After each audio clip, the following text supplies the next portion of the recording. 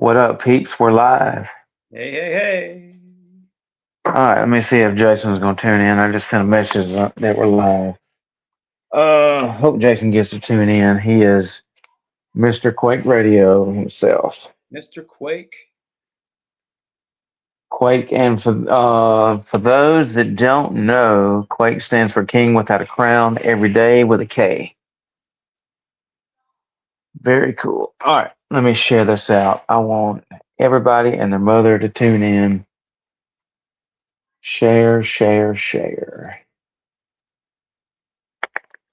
Thankfully, I got my computer handy dandy. And let's hit that handy dandy share button. Kevin Knows Outdoors Ministries is live now. Let's get some people in here. We got 0 folks in here. If we get 10 people in here, oh, that'd be amazing. Usually takes a while for people to even get notification. It does. It does. When we do our own go live, which we have not done for a long time, it's like 20 minutes into it before anybody even starts chiming in. I know, ain't that crazy?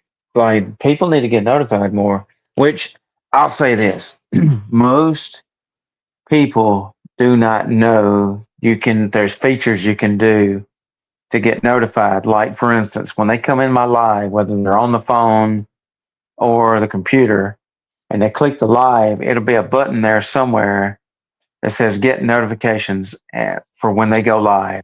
Right. So I need people to do that. Click it. That way they'll get a notification every time I go live. I do that for a lot of pages. I do it for y'all's page because if I didn't, I wouldn't even know. Like all this stuff would get lost out there in space. So I I love it when y'all go live because y'all do the Q and stuff. It's pretty cool, and I love to get the notifications. And if you go to Quake Radio or Quake RYC Productions YouTube, you can click Receive All, click the bell, click Receive All, of course, subscribe also. So radio stations, YouTube, and then you can do the same thing. Cooners Outdoors Ministries, go subscribe, click Receive All, click the bell. I mean, the same thing for Mawcore's page, click the bell. Man, I do it on all these YouTube pages. Sometimes I get so many notifications that's annoying. Yeah. Well, that because everybody does it, and you're like, bing, bing, bing, bing, bing. Oh my gosh! I'll go in because there's YouTube pages that I love to watch, and I go in there and I click Receive All when I click the bell, and then sometimes I'll get 5 back to back at the same time that videos being posted. I'm like, whoa! Because my phone notifications are turkey that goes off, so my turkey goes off a lot. Oh, gobble, gobble, gobble, gobble. Yeah, it goes off and then he shoots him at the end. My phone notification is just bzz, bzz, bzz. Which is why I Let's missed see. a lot of stuff too. So Oh, I bet. Yeah, if it wasn't for that turkey, I wouldn't know. I got the turkey set. There's a different turkey one I used to have, but I kind of like this one better. Then I had the Dixie horn because I was a general lead. I mean, I'm a big Dukes Hazard fan. And then I had a train whistle one time. so All of the train whistle, yeah. But the Dukes of Hazzard one would be kind of funny. like I am the biggest Dukes of Hazard fan in Alabama. Like I got literally season 1 right here, right by my. Okay. But yeah, I had the Dixie horn on there, and it got to the point to where like, so Facebook is set. I get notifications from Facebook, YouTube, text messages, and email, and then sometimes other apps like my WeatherBug app, but most of the time it's just those. And I never know whether I'm getting a text message or not because I got my turkey set to my text messages. But apparently it does it for everything. It does it for YouTube. It does it for Facebook. And I tried to do it for Snapchat. I tried to go in there and change the notification for Snapchat so it's not the same one as my text messages. But Snapchat wants you to air quote pay extra for the plus, and then you'll get that feature when you change it. I was like, Yeah. I'll just deal with it. I ain't I ain't that crazy. All right, let's see. Let me share this out. I'm gonna send this to a bunch of people's inbox. Yeah, Boom, boom, boom. everybody share this live. We need a lot of people tuned in to hear this radical, awesome message. Who knows outdoors ministries? Let me share it here. Let's see. Let's see. Hooks. So let's see. No. Oh yeah. Uh, bam.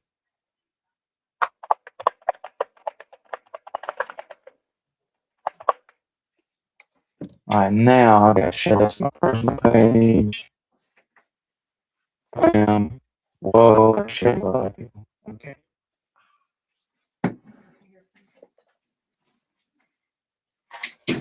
So how you doing today? I'm doing fine, and especially now. I just got some tea delivered to me.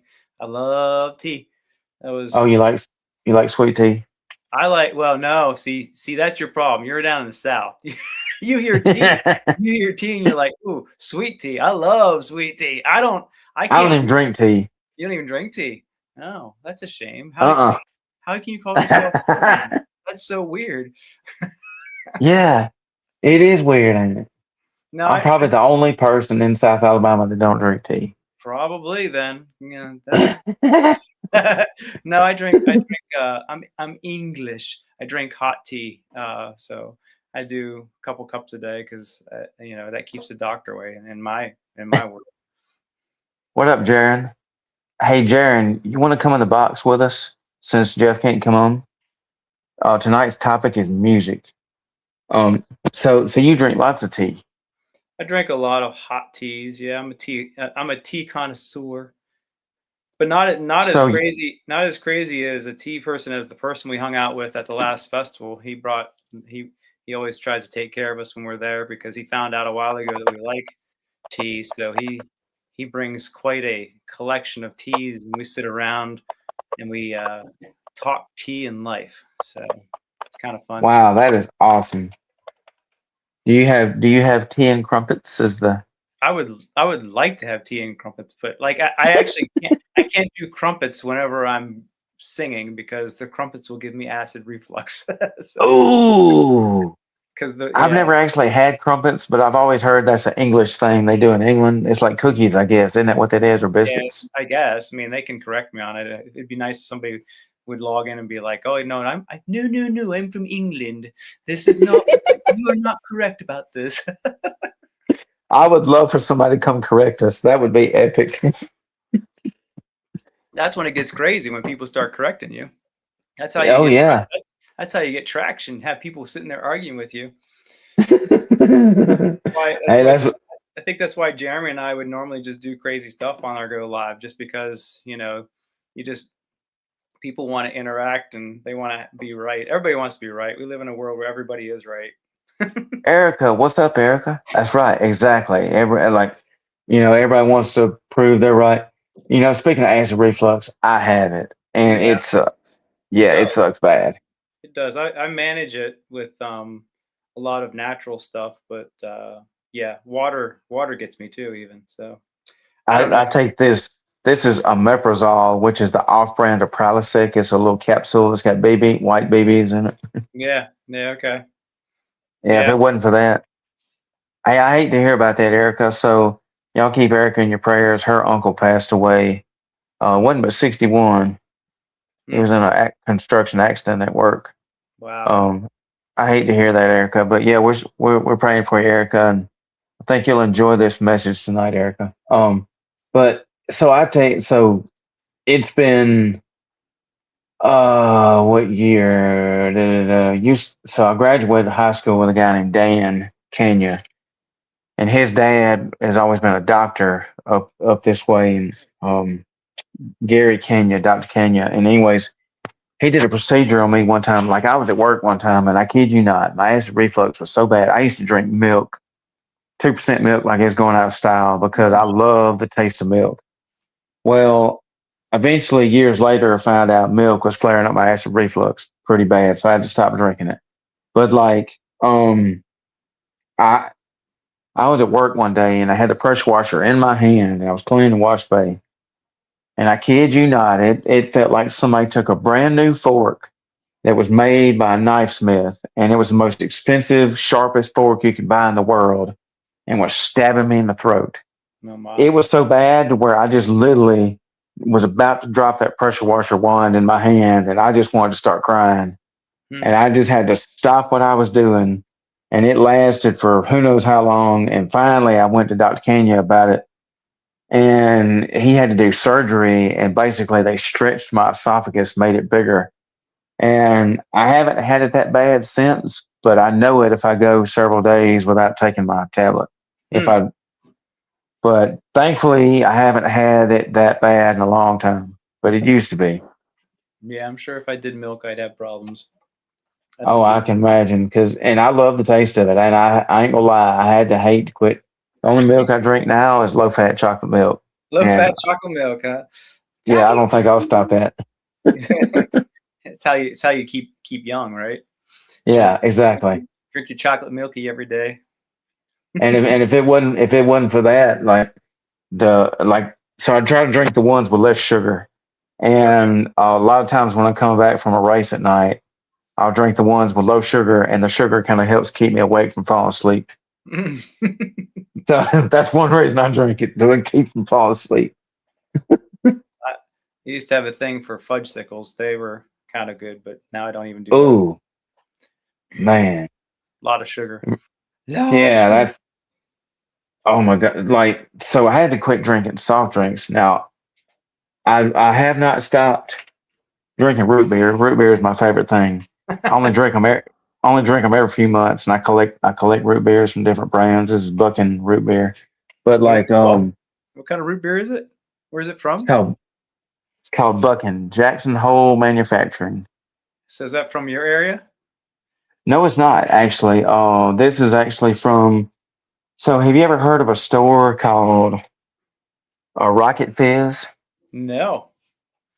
So, there's a store. Apparently, it's a name brand chain store, Okay. and I'm usually more small business than I am name brand stores. But this one, you find them in the mall, and there's one in a big city. When I go to the big city and of Mobile, and all it is, it's a store that has nothing but soft drinks, candy, and like signs and comic books and stuff like that. But it's mostly a candy and drink store. And they have all these different brands of root beer. Like this one, let's see, Jackson Hole Soda Company is the name of this one, made in the USA. Let's see where it's out of. It says best dang soda in the whole country, whole darn country. It's a slogan. It does not say where it's from.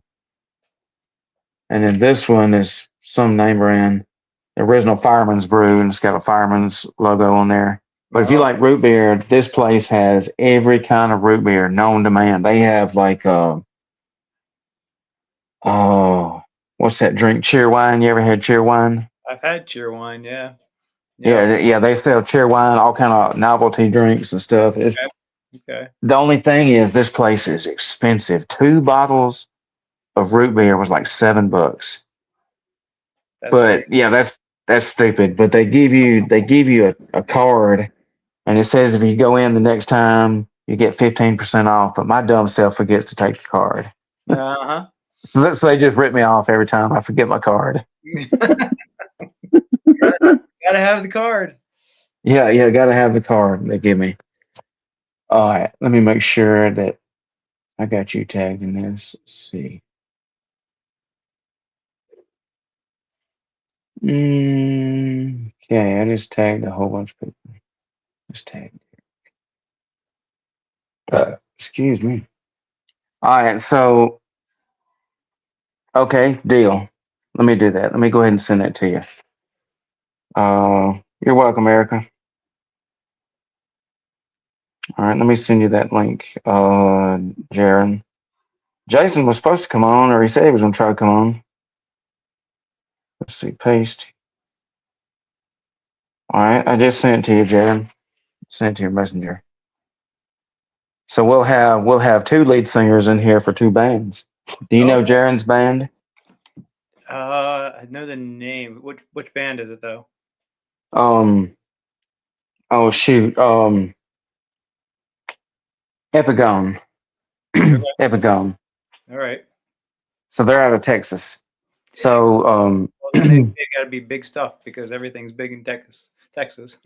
yeah, everything. Yeah, that's right. Everything's big in Texas, and I know because I've been to Texas quite a few times. I'm trying to see. I've got an Epigone CD here somewhere. I collect CDs. Which, by the way, when y'all get a new album, I'm gonna buy it on CD. Cool. I love CDs. I've got. All right, so this is Jaron. This is his. Well, you can't see it because of glare, but that's him. That's his first album he ever did, Okay. solo, called Seasons. And then y'all can, if anybody's looking, y'all can still buy this album on CD. Seasons, he's still got copies. But if you buy his new album, which is Quid Est Veritas, it comes with some bonus material with the CD and some hidden messages. So, and I don't know where that is. It's over here somewhere. But if y'all buy the new album Quid Est Veritas, y'all be sure and tag Jaron and post a picture. And then buy some Mawcore music while you're at it. We Definitely want to buy make sure. definitely buy some Mawcore music and Mawcore merchandise. There's lots of new merchandise on the Anchor merchandise store. So if Yeah, anybody wants, speaking of, so tell everybody who you are about your band. I am Joshua, and I am in the band Mawcore. That's Mawcore, and that is actually Hebrew. And Hebrew would probably say it way different than we say it, but we are going to mess it up. So we just say Mawcore, like grandma, or like that, Mawcore. So it's just real simple. And funny thing is, people think that it's actually a new style because they're like, "What kind of style is Mawcore?"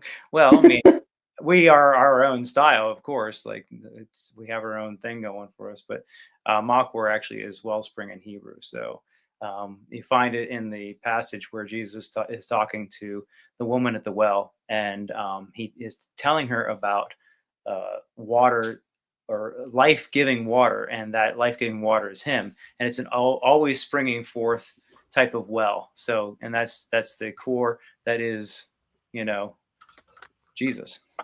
So That it's is awesome. That is kind of cool. So the Mawcore is Hebrew. That's cool. mm-hmm. Yep.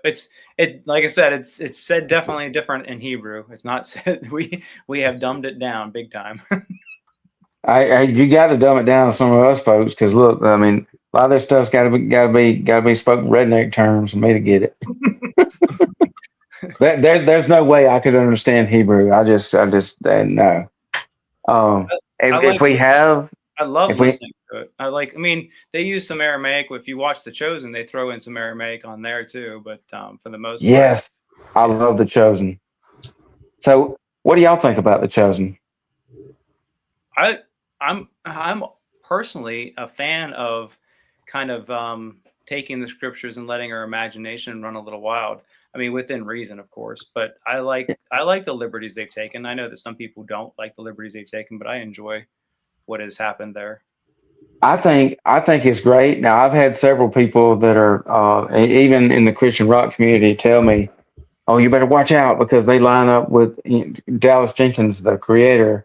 Said he lines up with the Mormon faith, which and I've had people send me links, and maybe he does. I have seen at the end credits where they think at the end credits it says we want to thank the Jesus Christ Church of Latter Day Saints for letting us use their location. Right. I don't know. I hope he doesn't, but Jeff says I am chosen. I mean, I can't speak for him. I don't know him. I mean, I've seen uh, Yes. enough interviews that I don't believe he does. Yeah, that's what I haven't seen a red flag, and I've watched every season. I don't guess they've released season 6 yet because I hadn't been able to find it to watch. Yeah, I got all confused whenever they changed their source of streaming. So I Yeah, completely, because they was using Angel Studios, yeah. and then Angel Studios ended up being crooked, and they had to sue them, and Hmm. they went through that whole deal, and now, You can get it. Supposed to get it direct from the Chosen app. The last one I remember watching, I think it was the end of season 5, where Judas betrays Jesus and it shows him turn him in. But that's the last one I remember watching. Yeah. Man, it's so great to have you two brothers here. So Jaron, this is Joshua. How's it going? Nice meeting you, Josh. How's it going, man? I'm good. How are you? I got the double Pretty good. J's in here. The double J's. It's always the J's in here. Oh, actually, the triple J's. I didn't even think about me. Yeah, you remember that? Well, yeah, and then there used to be JT too. Yeah, that's right. We had to, yeah. So yeah, and if he comes in here watching, then we'll have the And quadruple J's. Quadruple. I mean, if I brought Jeremy in, we'd have just keep going. There's so many J's. Yeah, in fact, yeah, Jeff, aka Pastor Chuck E. Cheese, is the Jeff told me the other day. So that's kind of an inside joke. But me and Jeff had this thing back and forth where we. So I was messing with Jeff several months ago. He come on a live or something, and I said, "All right, we finna go to Chuck E. Cheese to celebrate." And ever since then, he's been joking with me about going to Chuck E. Cheese. And the other day, he's like, "Do they still exist?" Joking. He may not be joking though. Oh, we're gonna find one, and we're gonna get an epic selfie at Chuck E. Cheese. And I told him, I said, "Look, he jokes to me about playing buying us a round of skee ball in there." And then I said, "Yeah, you know what? You're gonna be the guy that goes in there playing in video games, screaming and hollering and telling people about Jesus. You're gonna be preaching Jesus in Chuck E. Cheese." He kind of agreed with me. As a kid, we weren't allowed to go to Chuck E. Cheese because they had a rock band, and I was raised Baptist. Oh. You didn't listen to that kind of stuff. Like Man, there was a birthday party we were invited to, and we rolled up, and I was so pumped to go to Chuck E. Cheese's. And we opened up the door, and there was rock music blaring out of there, and we turned around and walked nope.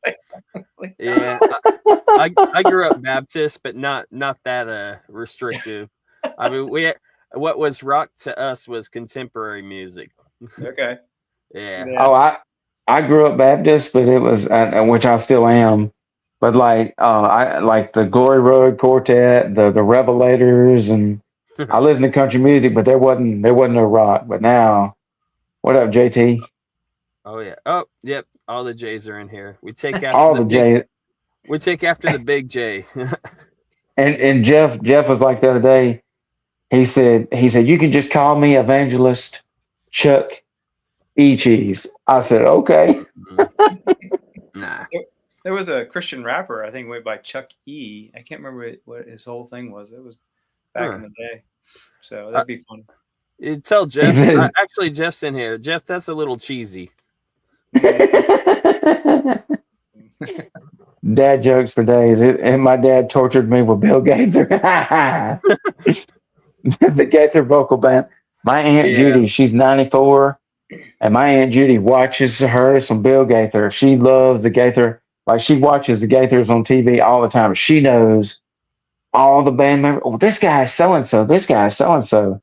I'm like, wow, you know who these people are? Like, how cool is that? Like, I'm just tickled to death that my aunt knows that. I like the rumors that say that you don't do anything in the music industry without, Bill Gaither's approval. So, Hell yeah. Oh, so he's the gatekeeper. What, Gospel Coalition or like mainstream? Mostly in the Christian industry, but yeah. I don't know. It could Mark Lowry. Could be all of Nashville. I don't know. Mark Lowry is actually pretty funny. Oh, that guy's hilarious. I got cassette tapes of Mark Lowry. That tells you how old I am, cassette tapes. I remember his hyperactivity video where he talked about he had to get a spanking every night just for his own good. Yeah. He made fun of his teacher, Mrs. Barth. Oh yeah. Like that. Oh yeah. And then man, you bring it out memory lane, man. I grew up on some Mark Lowry. That guy, like 1996, 97, he was the hit. He's still doing music. He did the I can eat it all, whatever I desire. pulling a big hoagie out of the fridge. Oh, that's hilarious. Hyper boy for hyperactivity. Yeah.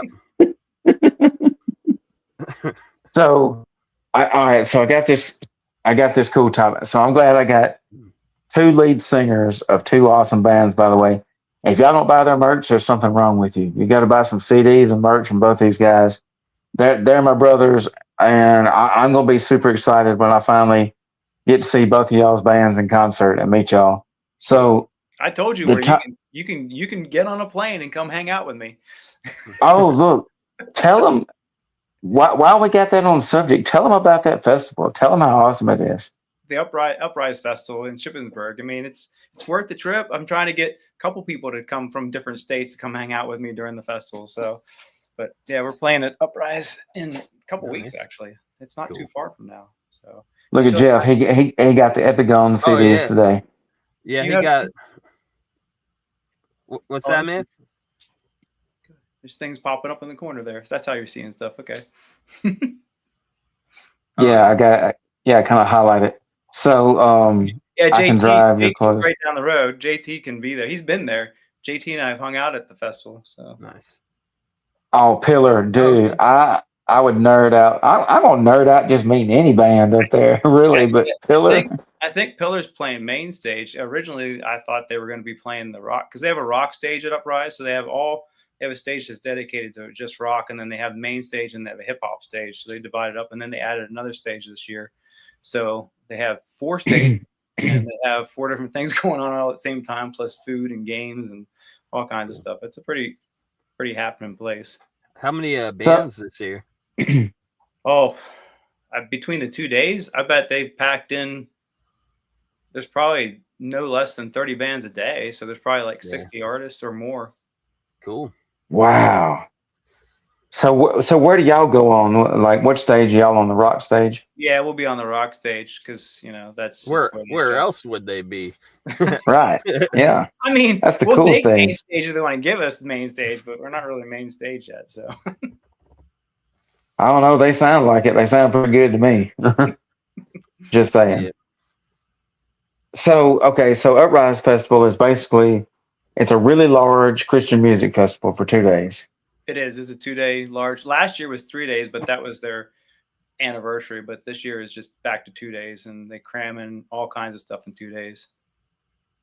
Very cool. Yeah, JT, I do MC. They drag me out to MC as well. So I not only get to play, but I get to MC the whole entire festival. Rock Star is where the real party is. Okay. Have they already released the list of what band goes where? Yeah, if you go to I think they did. Yeah, if you go to uprise.com, I think they have the stages all broke out and who's playing what stage. You know what? I'm gonna do that while I'm here. So uprise.com. And I'm sure I think I saw where Skillet was gonna be on there too. Skillet is on the Friday night set. So Friday night is I don't know who all is on main stage. I don't even know who all is on Rockstar stage. The funny thing is the Rockstar stage just kept the name Rockstar, but it was sponsored by Rockstar Energy Drink back in the day, and they just kept the name Rockstar. So Brandon Heath, very cool. Uprise Festival. Brandon Lake's on main stage on Saturday night. Cool. Very cool. All right. Yeah, let's see. I listen to some Brandon Lake stuff. He's not bad and he's got a good voice. It's just not my style. I prefer the rock versus the worship. But I'm not gonna knock him because he does have some good stuff. He is pretty outspoken though. Like he has stood up in front of like the awards and talked about like if people weren't doing their parts, like It says due to overwhelming demand, additional campsites have just been released. Reserve now while supplies last. Woo! They're all gone. They need to put I think they need to put another article up because I think they sold out of every single campsite now. So. Wow. Oh, look, this is awesome. Okay, here's the list. Skillet, Toby Mac, Disciple, John Rubin, Petra. Oh my gosh, Petra. Spoken, The Protest, Jonathan Traylor, Brad Reeves, Grace Graber, Heal the Hurt, Saved by Scarlet. There we go. I love those guys. There's the band Mawcore, Johnny W. and Reggie Dabbs. And then we got Saturday. Oh my goodness, Brandon Lake, CeCe Winans. I love her. David Crowder. I've probably seen David Crowder 7 times in concert. That boy can play. Ben Fuller, KB, Pillar, Hovey, Jamie McDonald, Wolves at the Gate. Ooh, Nine Lashes. I'm excited for that. Emerson Day. I love her. No big deal.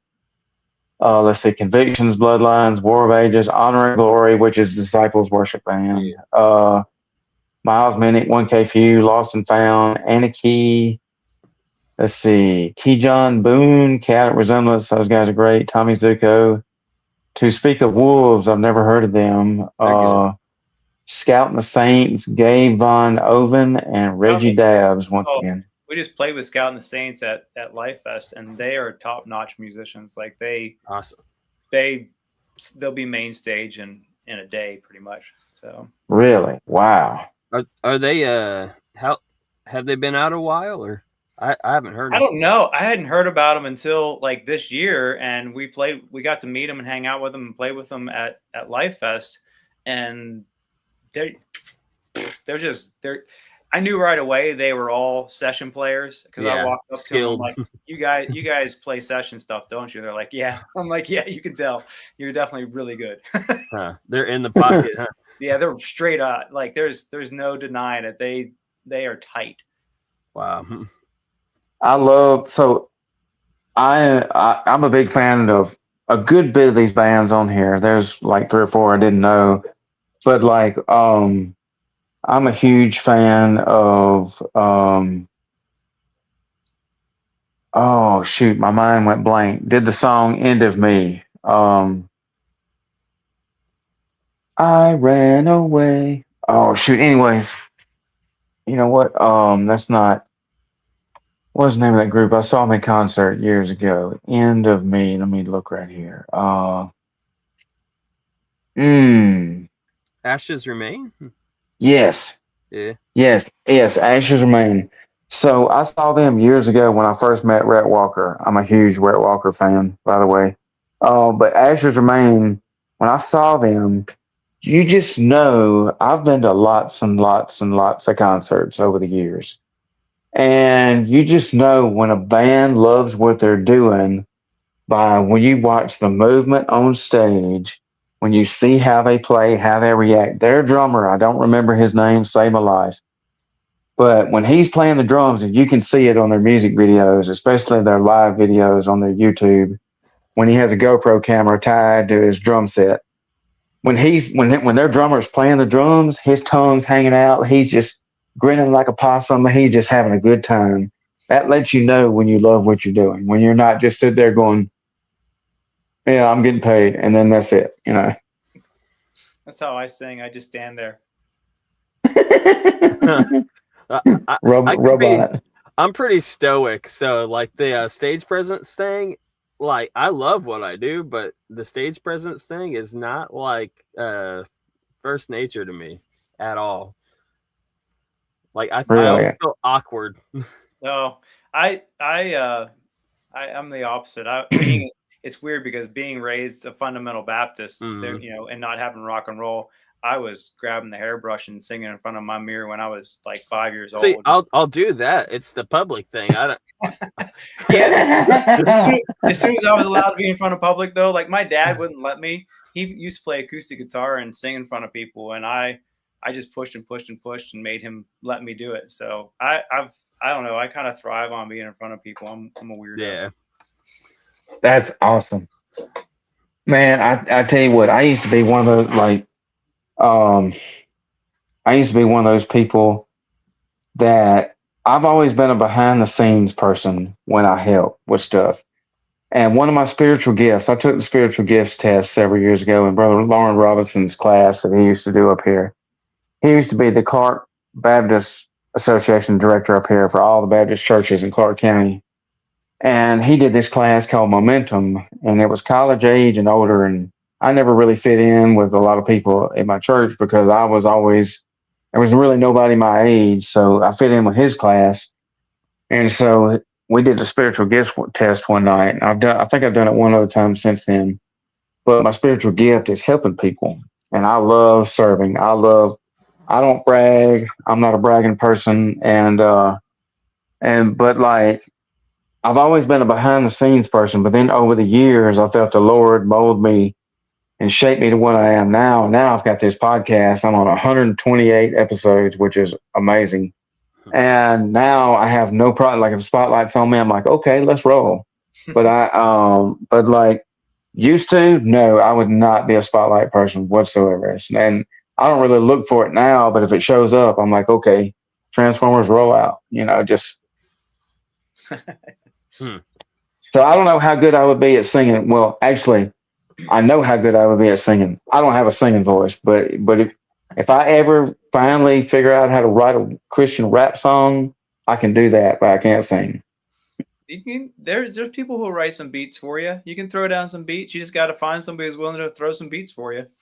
Okay, I tell you what, because like my singing voice is garbage, and I ain't talking bad about myself. I'm just being real. Like I was telling Gina the other day, me and Gina were talking, and I said I would be the guy that goes on American Idol, and they wouldn't even show me on TV. They would just show me in the bloopers, like, yeah, that guy sucks.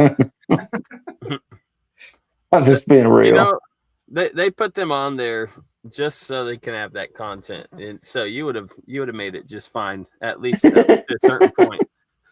Hey, look, I would have made sure before I left that stage, if I was on that stupid TV show, I would have let them know about Jesus. That's for sure.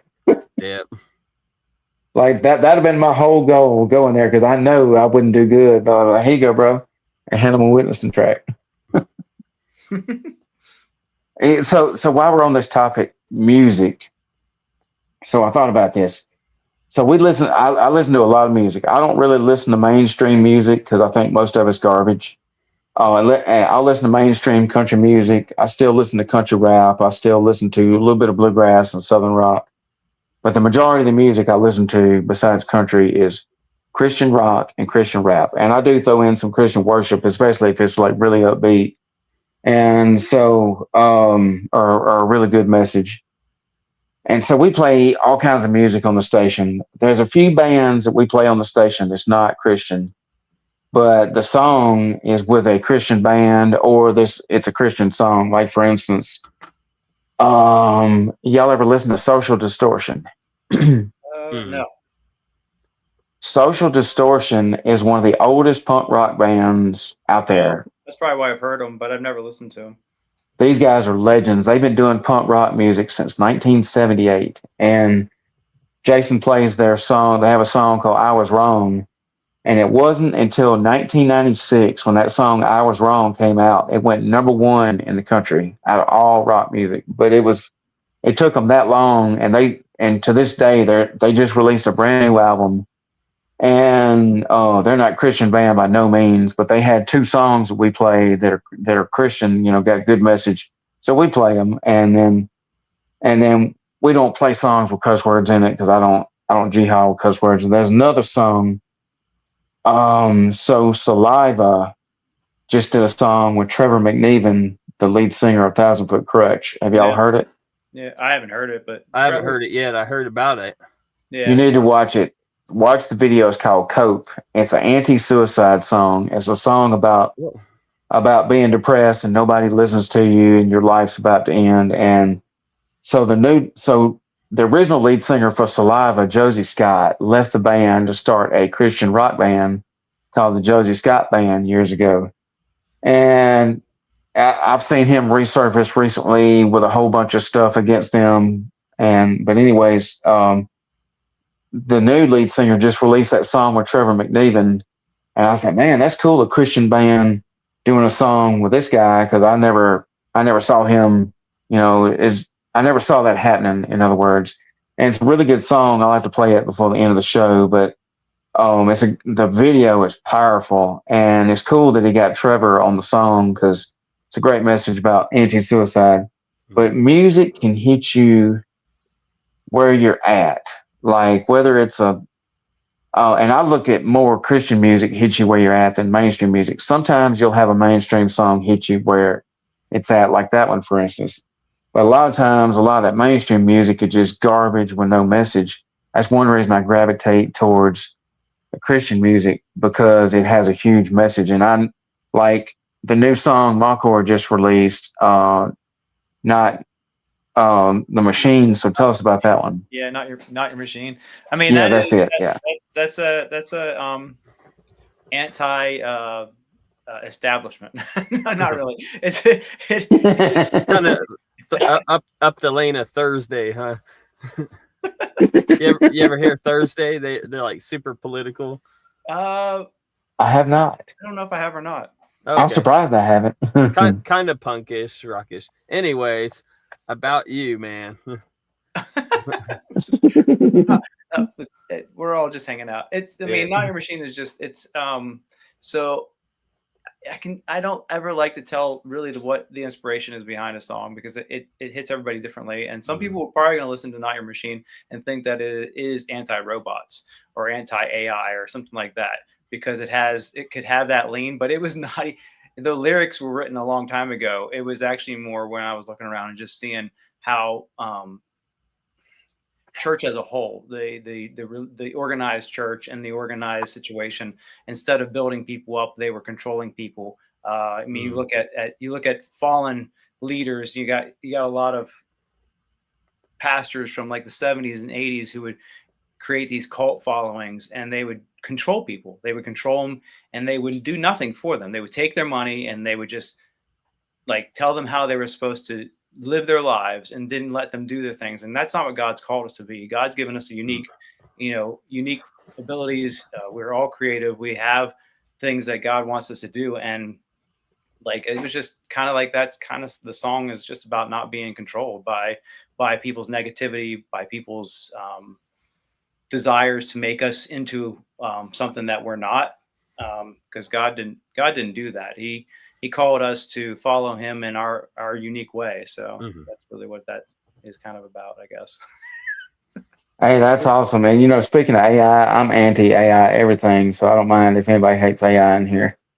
Oh, unfortunately, it's got its uses, but it's a tool.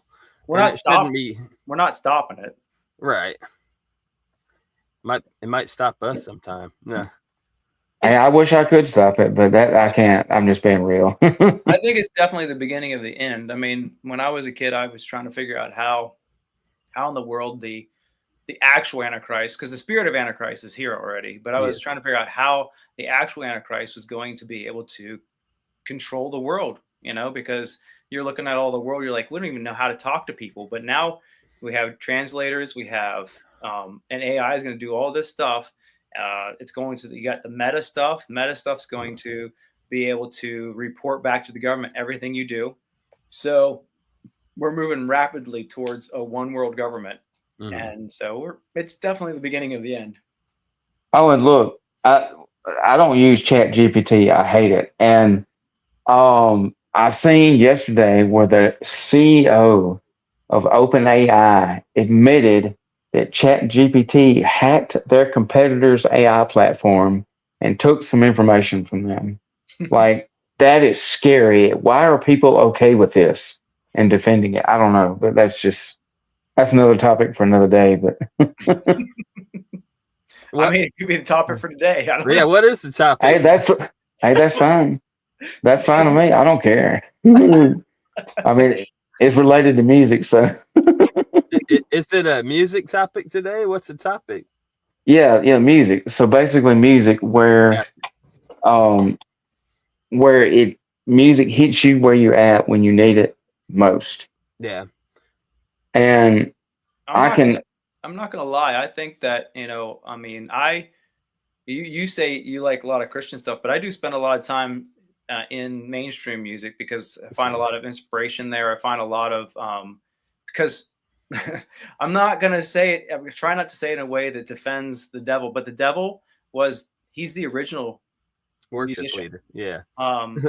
And he is far more creative than we give him credit for. And that word is used loosely, because he's not a creator. None of us are creators. We are all, we all have been given gifts. I like to always say we compose music. We take the music that God's already put and we put it together in our own little way. But the devil was given the power over the airwaves. God granted him that power. And so he's going to do it better than any of us because his time is limited and he wants to attract a lot of people.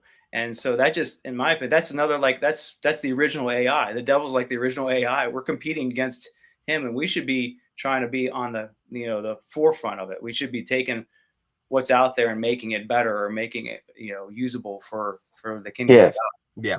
Hey, I'm cool with that. I like that. See, and that's the thing. It's I see everything as a tool. A tool in the wrong hands can become a weapon. A tool in the right hands is very useful. And like I've heard arguments about like even worship music, like at churches, like if you're even trying to create an atmosphere, then you're a manipulator and it's wrong. It's like, but I mean, how else do you convey certain feelings and certain things that you want people to understand if you can't do that? Right. Yeah. I mean, if music manipulates, then I'm going to be all for it, because people are looking for, they're looking for a release. They don't go to concerts because they're not looking to escape something. They go to concerts because it's an escape. They listen to music because it's an escape. Music gives them the chance to have 3.5 minutes where it's not the crap they're dealing with right now. Right. And so like music is a very powerful tool, and we have the responsibility to use it to the best of our ability. And like I said before, better than anybody else if we can. I don't think you can name a single song that you've ever heard anywhere that doesn't have a mood. Like it's just impossible. You can't strip that of it, or else it's just a poem. And even poems set up a mood. So it's like, yeah, you need it. I purposely shape my music in that way to where the atmosphere brings attention to the words that are given, so that there's more focus on the message that's trying to come across. Like because I hear a lot of times people say, no, I don't come to really listen to the words. I come to listen to music and get that feeling, that mood. But if you can marry those two things together and kind of make the music, make them want to listen to the words, and that's fantastic. That's my biggest goal. Yeah. I mean, if those people who say they don't listen to the words, then they probably not listen to the right song. But like, if you have the right words, the right music, that will charge you up. Like, yeah. When the cop pulls you over and asks you why you're speeding, and he just saw you for 2 miles just singing all the words, that's a good indicator of why he pulls you over, because you're like, all the way down the road. So the words are terribly powerful, far more powerful than people want to admit. So, and putting them together with the right emotion is key. Here's something to think about. Yeah, do y'all know who the rap artist Montel Jordan is? You keep throwing out obscure people, man. No. Okay, so this song. This song went viral back in 1995 or whenever. This is how we do it. This is how we do it. Yeah. Most people don't know what that song actually is. If you watch the video, the music video, it's so perverted. It's trashy. And so let me give you an instance, and I'm not bashing him, because let me tell you why. He has turned his life over and is now a pastor and does Christian rap music. And his new music is really good. And he admitted it. I forgot who showed me this. Maybe JT. I can't remember who it was. But somebody showed me this. And that now he's a pastor now, and he does Christian rap music. I started listening, and I was like, man, this is good. If you actually listen to the lyrics of This Is How We Do It, and people just share that song willy-nilly with stories and Facebook pictures and stuff, but they don't pay attention to, if you pay attention to the words, you'd be like, yeah, I don't need to be sharing that. So, and then he feels bad and even admitted that he wished he would have never wrote that song and recorded it. But, I mean, everybody's got a pass, so I ain't going to knock him. And that's a catchy song. That's going to be a part of, think of Jacoby Shaddix, right? Like he's turning his life around, but he's got a whole slew of music, and it's some honest stuff that he wrote. Like when he was talking about cut my life into pieces and stuff, he's got some cussing in there. He's talking about wanting to kill himself, but that was the real him then, right? So like our testimonies, should we apologize that we went through what we went through to learn what we learned, or do we build on that? We definitely I think you build on it. Well, God works through, and that's the toughest thing with grace that people don't understand. If we actually preach the message of grace, if we preach the message of God's will in all things, I think pastors are afraid of that because they're afraid that it would give people liberty to go sin. And Paul talked about that. Just because grace abounds doesn't mean that I am going to go out and do more just to see how much grace can abound. Like, ooh, if grace gives me this much, then maybe I can get more grace this way. I mean, that's what the most people are afraid of. But grace and God's will does not stop because of our stupidity. It continues to work. You think about, like, Jesus came from the lineage of a harlot. Like, so God is going to work through the path that he's chosen no matter what happens. Right. He shapes the bad for the good of those who love him. So like Jacoby now loves the Lord, and he can really use that past. But if he covers that past, if he tries to hide that thing happened, then how can he tell a testimony that people are going to believe that his life was changed? Right. I like that. And I'll tell you another one, Clint Lowry from Seven Dust. He gave his life to Christ. And another one, so have y'all listened to Adelita's Way, the Christian rock? I mean, well, they're not a Christian rock band, but never heard of Adelita's Way? Yeah, I've heard about it. Okay, so Adelita's Way is a massive, they're big. Like, they've been touring for years. So there's a rock station down here in South Alabama called TK 101, the Gulf Coast Rock Station. They've been a rock station for 30-something years, and they play their music on there. And sometimes I'll go back and listen to TK 101 every now and then just to listen to some mainstream rock, and they play them a lot. But Adelita's Way, like, their songs, it's obvious they're not Christian, but they just released a new song off their new album. And these guys are standing against Spotify and streaming services, so you can only buy their album from their website, adelitasway.com, and then you can download it too. But they got a brand new song. I don't remember the lead singer's name. He's got an amazing voice. But he just released his first ever Christian rock song about crying out to God, and I can just hear it in the lyrics that he's not pretending, he's not faking it to make it. He actually is. You can tell when the artist is doing it just because it's fame or limelight, but you can also tell when somebody's doing it because they're sincerely trying to make a change. And when I listen to this song, the few clips he's put of it, I'm like, man, he's trying, and I love to see it. I'm all for it. Yeah, I'm not gonna lie. The worst thing I hate is people pretending like they had a past, and I because I've been fortunate to be around a lot of bands.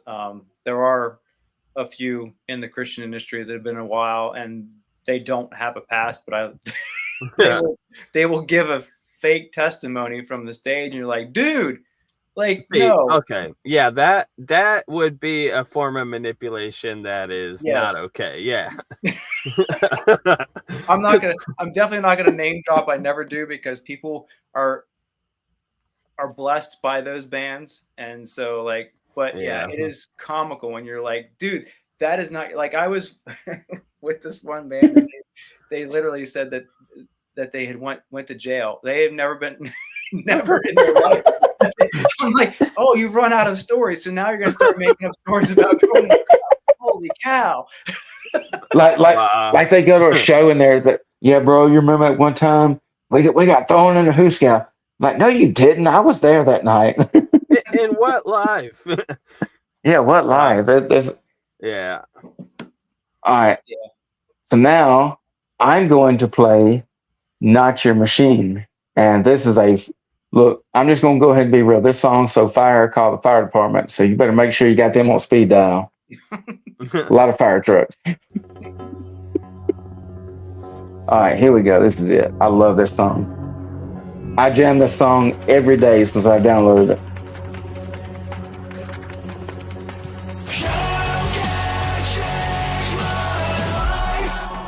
You can.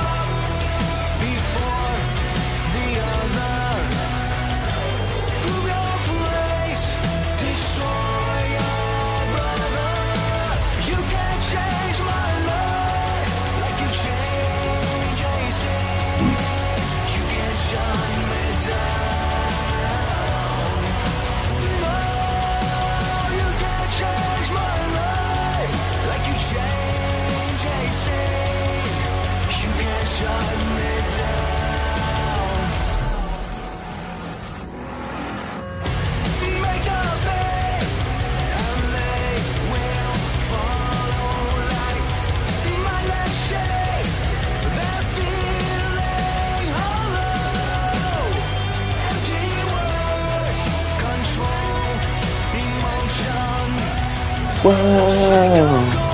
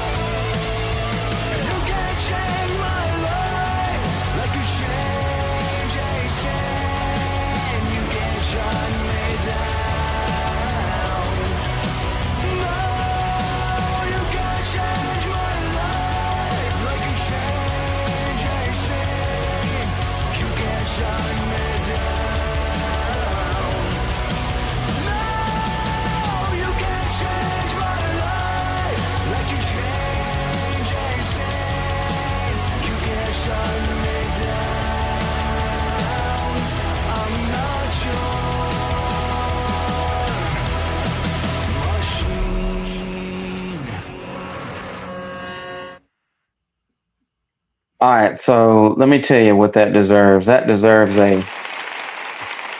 clappity clap from the audience. Nice. Like it, man. That, yeah, what'd you think? That's cool. Honestly, I really love that. And then I liked how there was a lot of like drops like during the start of that, and then it cut into the double time. That's our Yeah. Yeah. What's that? That's our drummer's fault. Oh yeah. we give each other some liberty here and there. He just wanted to take off. Yep. Well, he's a punk. He is a true punk rock drummer, even though he spent a lot of time in the country industry. But yeah, his passion is punk rock. Like if you follow him on Ryan Rice on Instagram or anything like that, you'll see he's a Travis Barker fan and all that stuff. yeah. So. Fun. Yeah, man. That's awesome. I just got a random text. Thank you, Gina. And she happens to be watching. She made me a logo. How cool is that? Um, so I love, like, I pay attention to songs. Like, I listen and listen, and I notice when the drums, like, I listen to a lot of bands. As you can see, that whole CD cabinet that me and my dad built is like full of CDs. I got 300 plus CDs. And so, like, I pay attention to, there's a David, a Christian rapper, David. I pay attention to drummers. I pay attention to different sounds. Like, I guess I'm different because I like to listen, and I know when I listen. Striper is my all time favorite, and I listen to Robert Sweet play the drums on there, and you can tell, like, when a Striper song has deeper set of drum hits than the other, and a lot of people don't even pay no attention to that stuff, but I love the small stuff like that. I like creating, again, going back to what Jaron said, like space and emotion. Yeah. So if it needs to inspire something, like it needs to kind of instigate something in someone's life. So Yeah, I think I was answering on this last podcast. Jeff was asking me kind of like how I build a song, or like what elements go into that and everything. And I was talking about, like, like, obviously based on the content, like what I'm going to be talking about, I want to match that atmosphere, but like there's a story to be told. So building from somewhere and getting to somewhere takes a lot of different intricacies and nuances.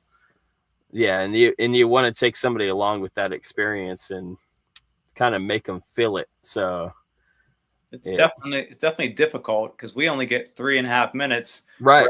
Whereas a book writer can do world building, and they have 15 chapters to build worlds and go back and forth. Yeah. We have to build worlds in one song. Not just that, people's attention nowadays is like doesn't even last 15 seconds. That's what an A&R would do. Like listening to some submitted songs, they'd listen to 15 seconds, see if it hits. But these kids, they're scrolling after 3 seconds if they don't already hear something they want to listen to. Yep. So now we're competing with that attention span. And you're competing with garbage AI music too. That's fake Christian. Oh my gosh. I was the first idiot in South Alabama. I saw this group, and I started listening, and it said, "Call me Christian," and I can't believe I got took by 2 songs from Amazon. I ended up deleting them once I found out they were AI fake garbage. Because for one, AI can't worship Jesus. It's impossible. 2, the music sounds like stupid robots running around. And then 3, some stupid idiot is getting rich off of other dumb idiots like me that did it. Wow. And that money's going somewhere. It's not going to a ministry. I can tell you that. Spotify did crack down and pull those. I was so happy when they did that. Yes. Yep. I was happy. I shared that article immediately. And Tidal did the same thing. Tidal said, if your AI music is on our platform, you will not get royalties. And I said, thank you, Jesus. Praise be. Let's go to Chuck E. Cheese. Well, I mean, I guess that's one that we can give Spotify. 2, they just steal from us anyways. They make. That's exactly right. Pennies. When they were taken to court by the music industry, Nashville took them to court, and they won. Spotify won, and they won with the argument that if you want to make what we make, go make your own website and do the same thing we're doing. We have no right to pay you if we don't want to. It's like, what in the world? Yeah, sure. All right. Yeah, there was a whole class act, and if you didn't get on that, you didn't get anything. So they're reserving those funds for the big name people in their eyes, the big name people that they want to pay to back their platform. So, yeah. So I'm going to play another. I got another cool song. So Joshua's going to know this song. And so Joshua's not a big hip hop fan, but I know that he's going to know this song and the artist. So I'm going to say the name of the song, and I'm going to see if Joshua can get who this artist is. It's somebody he introduced me to. Prism Phenomenon. It would be probably Phoenix Hip Hop, probably, right? Yes, exactly right. We was trying to get that show together at the racetrack. Well, it would be Mawcore, Phoenix Hip Hop, and Matt Sassano. Sad face, it never worked out. But Joshua got me hooked. He came on my show a while back, and Phoenix Hip Hop, and man, this song is fire. I'm fixing to play it because we play all kind of music on the station. So here we go. This is Prism Phenomenon. I can almost rap this song. Music is alive.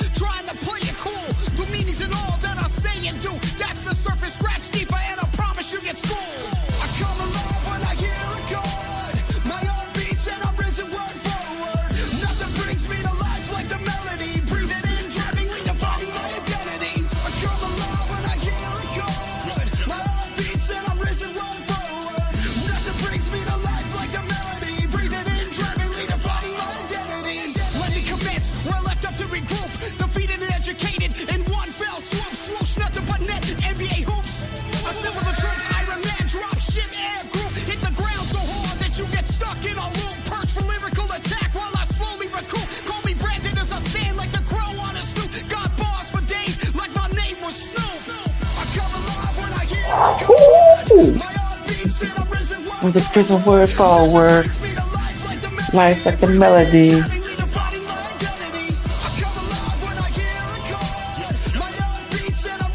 With the prison word forward.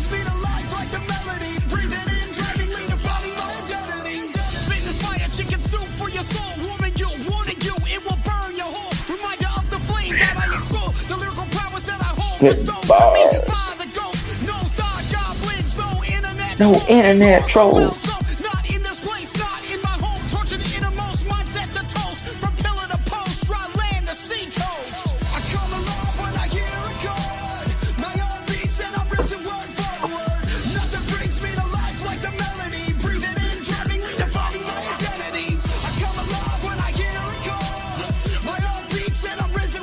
Put the word forward. Life like a melody.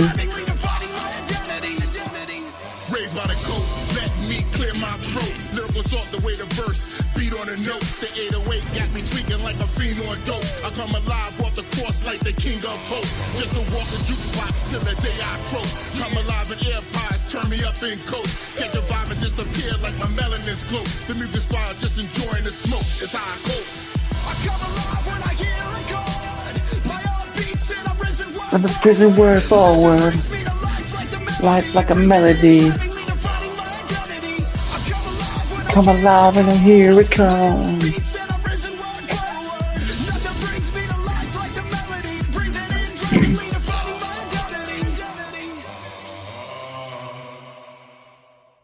All right, that's fire. That's what'd you think of that? I think that changed you into a completely different person, man. Oh, look. Let's see. Hold up. That deserves a clap from the audience, a gong, and a train whistle. It's just that awesome. I just had to say, I love music. That was Phoenix Hip Hop and Naj. Naj is one of his rapping buddies. They actually did a project together that unfortunately didn't go anywhere because of something happened there. It was a record label that signed them, and I think the record label supplied them with hip hop beats that weren't licensed. So they weren't royalty free. Like they just snagged him. Yeah. Wow, that's messed up. That's low down. There's the problem too. Like, this is why I like creating my own stuff, is because even if you wanted to sample stuff, people could change their royalty expectations like anytime. Right. So what's licensed out to you can change on the fly too. Yep. And then you end up like Vanilla Ice. Well, no, I mean he didn't sing it the exact same way. Like, wait. So he came on the show a while back, not Vanilla Ice, but he came on the show a while back, and he was hanging out with some friends, and Naj was there, and he was like, "Hey man, I want to introduce you to the guy that was on this song with me," and it was pretty cool. I enjoyed having him on. He can come back on anytime. He's the deep voice guy in there. Yeah. At the very end. It reminds me of like 116 Click, like the rap rock kind of stuff. Yeah. Well, even though he goes by Phoenix hip hop, he does a lot of rap rock. He even throws in some metal elements in his stuff too. Yeah. So. Yeah, I could deal with that. Like, I'm less into like the harder rap stuff and more into the rap rock stuff, if I even listen at all. Yeah, when he said nothing but net NBA hoops, I was like, oh, he got bars for days. Yeah, I went up to their studio on the one album, and we sat there until like 4 a.m. writing songs and lyrics and stuff, and it was pretty fun. I got to sing on some of the stuff, but not on his most recent stuff. He's had other people come in, but yeah, that's awesome. I found this. We're supposed to do a rap. I don't even know what it's going to be. There's a hip hop guy out of Wisconsin that is tied in with Toby Mac, but he came up to us at the one festival and he's like, "We need to do something together." I'm like, okay. Can you share what you're gonna do on that, or? We still haven't established. He's trying to pick our brain and what we would like to do, and we're, in my opinion, like, if you're gonna do. And that's where I struggle, because he's straight up hip hop. He does like very energetic hip hop, and I don't want to ruin that. So how to mix those elements together? Yeah, I haven't wrapped my mind around it too well at the moment, because it's gonna have to come like with some strong hip hop beats and keep it like pretty true. Man, so look, if y'all do this, I think it's gonna be epic, because I listen to oddball music. Like, I'll listen to Owl City. I'm a huge Owl City fan. Most people don't know he's a Christian, by the way. He's got a lot of Christian songs. I love stuff like that. I was thinking that, like, leaning into some of that electronica stuff, but you probably want to bring some of those heavy elements in there too, huh? Yeah. See, and then David Patacone. I'm a massive David. Rest in peace, David. I ain't gonna lie, that bothered me when he passed away, because I was he'd been on the podcast twice. Well, hey, but the testimony, just the witness that he was in his final days was very powerful. Like, just keeping faith in Christ. Yeah. He did a video, and it was a cancer group that filmed the video. It was before he passed away, because he'd been on the podcast twice. It had been a long time since he'd been on the podcast. I went back and rewatched those 2 episodes he was on, and it was in my early days of doing podcasts, and I was not that good during them days, but it was still cool to go back that he got to come on, and so I'll cherish those forever. But like, he did a song before he died, and I'm trying to think of the name of it, but it was a cancer group had filmed the video to journey his cancer. I mean, not journey, but to whatever the word is, to show his journey with the cancer he was going through. And it's a lifetime of, let's see, how'd it go? In servitude of one I hate the most. And it's a song he wrote about his cancer journey. And speaking of music, where it hits you, his music just really spoke to me. I love that electronic style music, and I loved it when he would mix a heavy rock guitar with it. But like, just listen to that song, man, and just to see. So I have listened to a lot of bands and been to a lot of concerts, but I've never seen anybody as strong as him. I mean, I know obviously Jesus Christ is the ultimate guy of strength as far as music goes. Like, so he had stage 4 cancer and went through all this stuff with stage 4 cancer. And every day he would say, like, I would tag him in music that I would film of his or whatever on my Facebook story. And he would thank me, and then we would talk. And then I noticed that no matter what he went through, every single live video he did, every single video he posted, he'd be like, "Hey, I'd like to still be doing music one day, but whether I'm healed here on earth or healed here in heaven, I know it's what God's plan is." And I said, "Man, I don't know anybody that is that strong-willed to say that, because that's not an easy thing to go through and still say that every day." Yeah. I don't know how he did it. I did. If it wasn't for God, he wouldn't have been able to do it. And on the subject of music, that's one of the things our lives and our testimonies, just the raw honesty about the stuff that we're thinking and going through. Like, that really does play into every song that we write. And like you were saying, it's very unbelievable when you're just making up stuff just to impress people. But it's another thing when you're going through stuff and you could still sing, like, especially being able to sing something about the power of God and still trust in Him. That says something to people who don't yet know that goodness of God, that can hit them very strongly about, oh, like, maybe let me know about this guy that you're serving, you know? Mm-hmm. Yeah. Yeah. Your music should definitely ring in a way that you don't have to give a message between the songs. Yeah. In my opinion, you should be able to go into the world and into, a Christian setting, and your songs are already, because like when we play mainstream events, we've had people, because you can't give a sermon there. You can try, but usually, like, You don't have the unless you're time. You're structured. Yeah. yep. And the bigger name bands can get away with it, but like we're not a Yes. bigger name band, so like Yeah, they'll cut you. Yeah. they will, and Yeah. they'll boo you and whatever. So you just got to rock. And so what happens is you just rock and you get off the stage, and people come up afterwards and be like, "There's something different about you guys. I can't completely put my finger on it, but I know you're different." Yeah, and a lot of that conversation that follows at the table is where everything happens, really. Yep. Yes.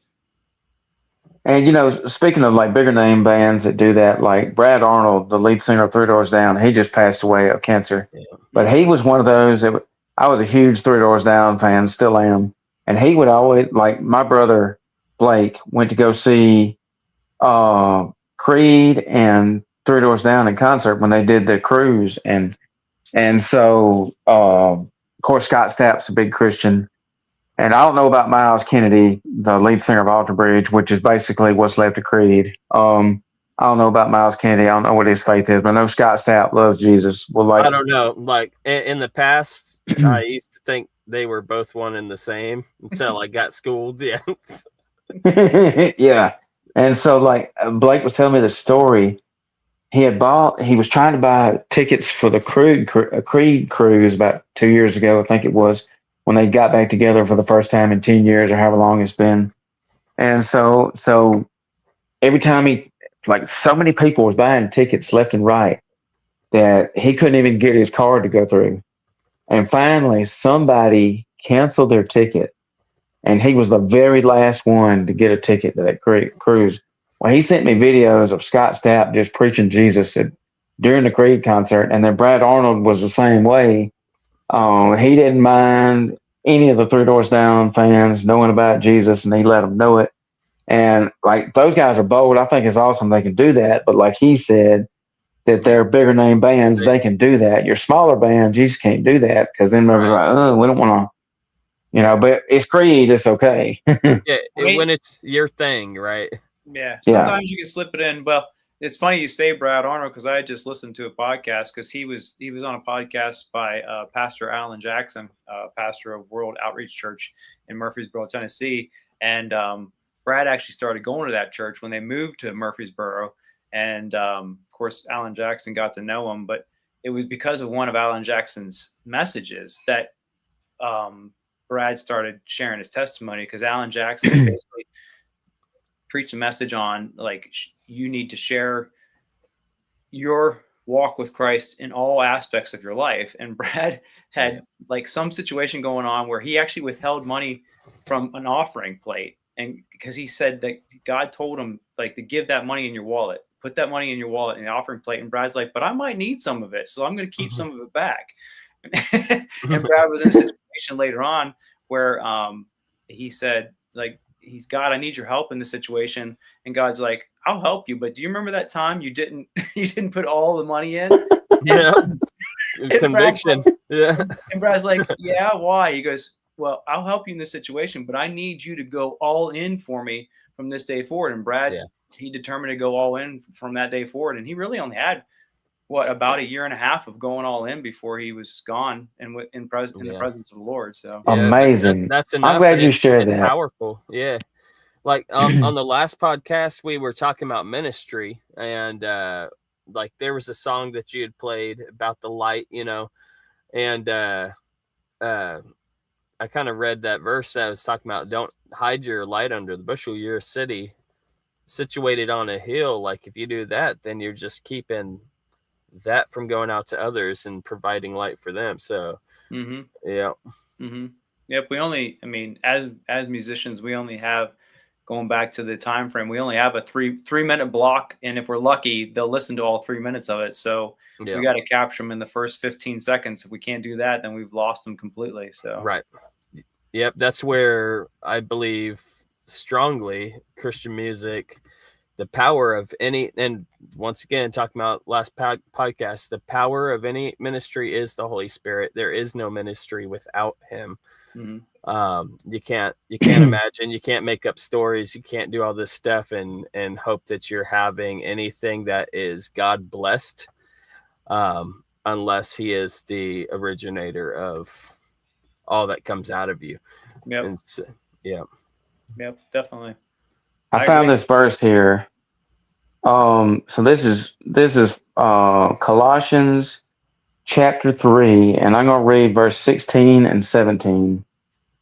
And it says, verse 16 says, let the word of Christ dwell in you richly in all wisdom, teaching and admonishing one another in psalms and hymns and spiritual songs, singing with grace in your hearts to the Lord. And 17, it says, and whatever you do in word or deed, do all in the name of the Lord Jesus, giving thanks to God and the Father by him. That's cool. Yeah. So I love that verse 16 because it talks about singing songs and spiritual songs to the Lord, and it just makes you fired up. Yeah. But we sometimes take that to the nth degree. Like we kind of overexaggerate, because I try to talk to like I have a big church that I'm a member of, and nothing against them. I like them. I love the church.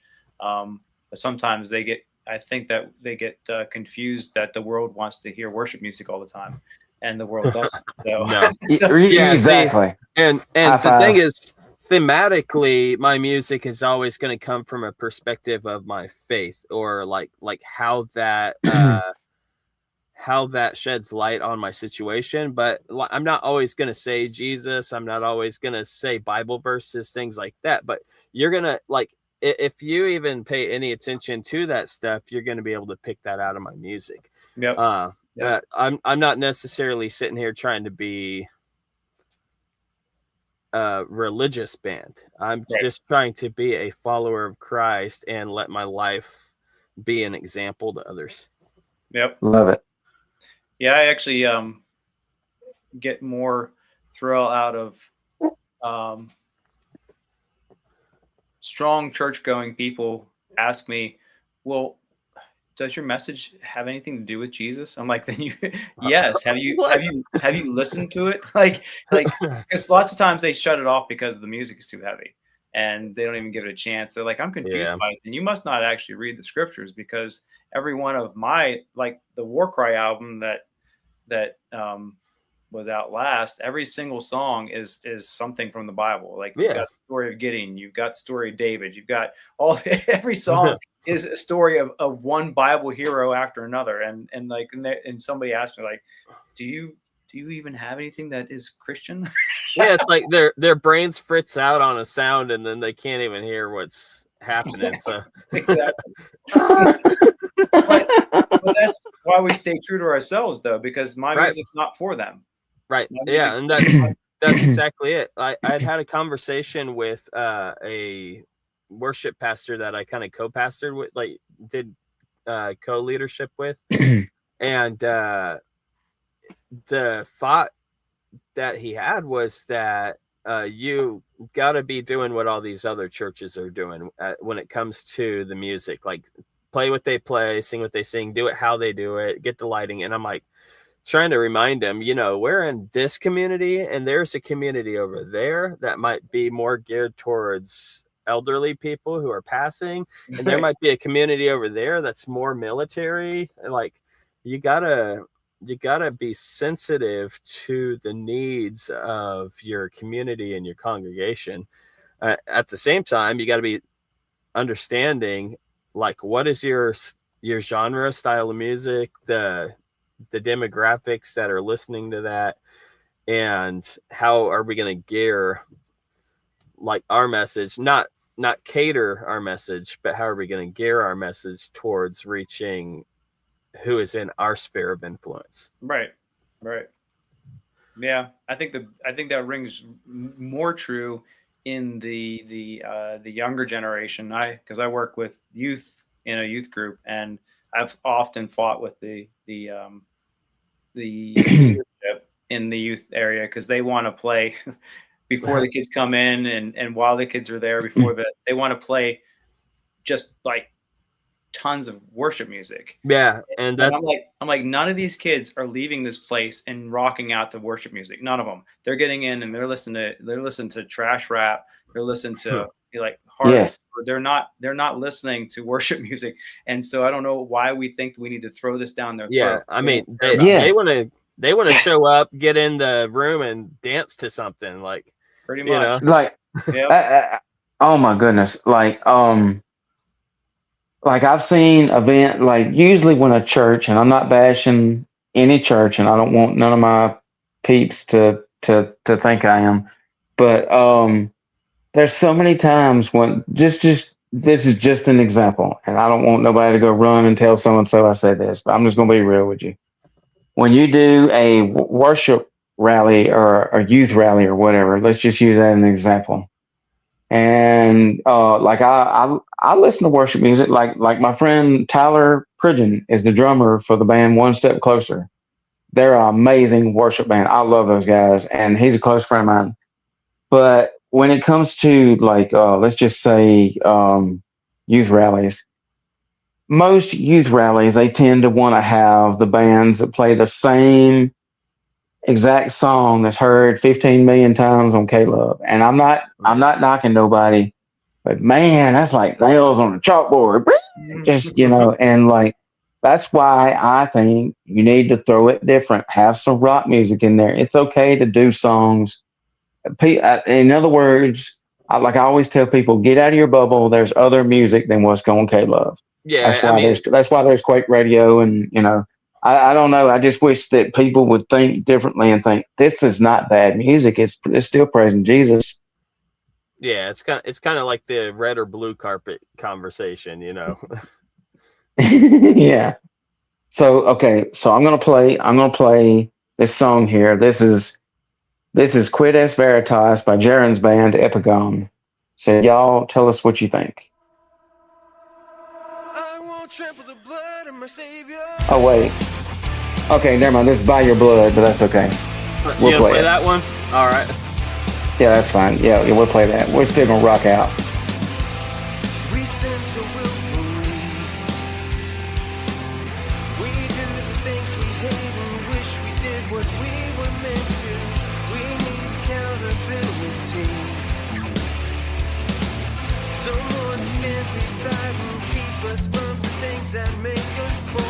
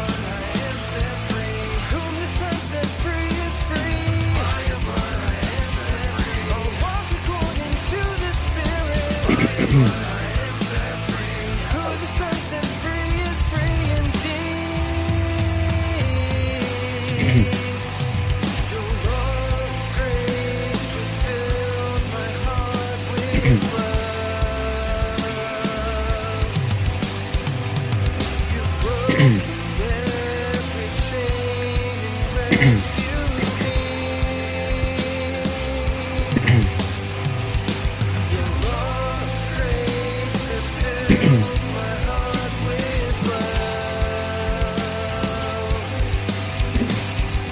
You've broken every chain and rescued me.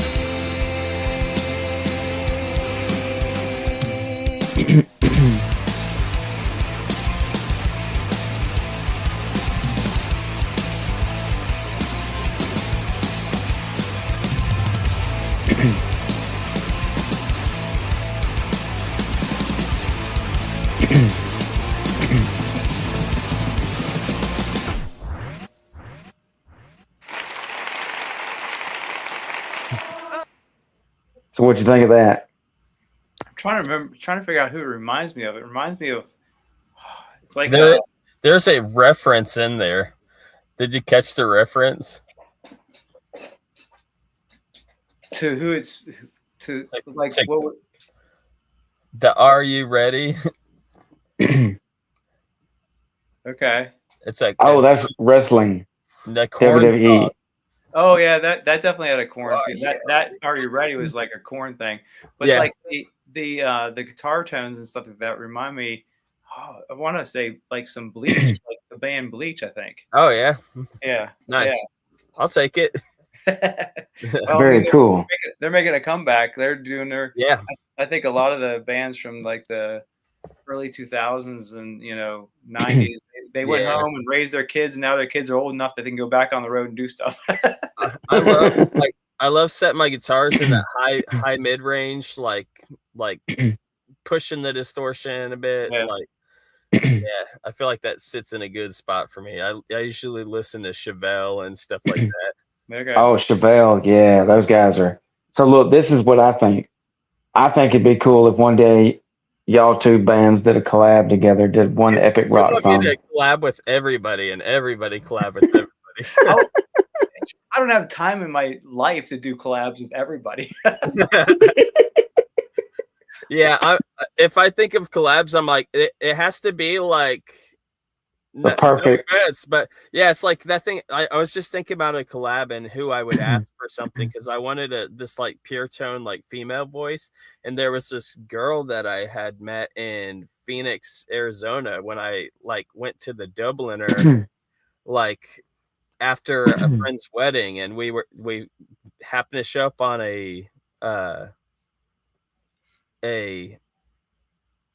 open mic night, and I was like, oh man, if I'd known this was going to happen. And they like, oh, we have a guitar, and threw us up there. But this girl, like, she was playing a little Korg like synthesizer and had these like sad songs and this like high pure tone voice. And I was like, oh man. So I recently was writing a song, not with that on mine, but that's the first thing that popped up was like, you know what? Maybe I can ask her if she can come collab on this and sing a second verse or something. But yeah, that doesn't happen often. No. That's cool. Usually if I ask someone to collab and I already have a song ready for them, that's really what it rolls down to. Like all the times I've said to somebody, hey, you want to be on the album? I already have the song. So yeah, it's because you're probably married to the theme of the song, and like it's letting somebody write their own verses and stuff like that, like really does like they can kind of rip the theme left to right, and then telling someone, yeah, that's not going to work for this. Like that's a hard, that just creates a hard conversation. So if you're not like, I bet it does. I already wrote this, and if you're down for it, then I'd love to have your vocal styling on this. You know, like that's a lot easier. All right, so I got some more verses I'm going to read. I'm going to play one more song before we end it.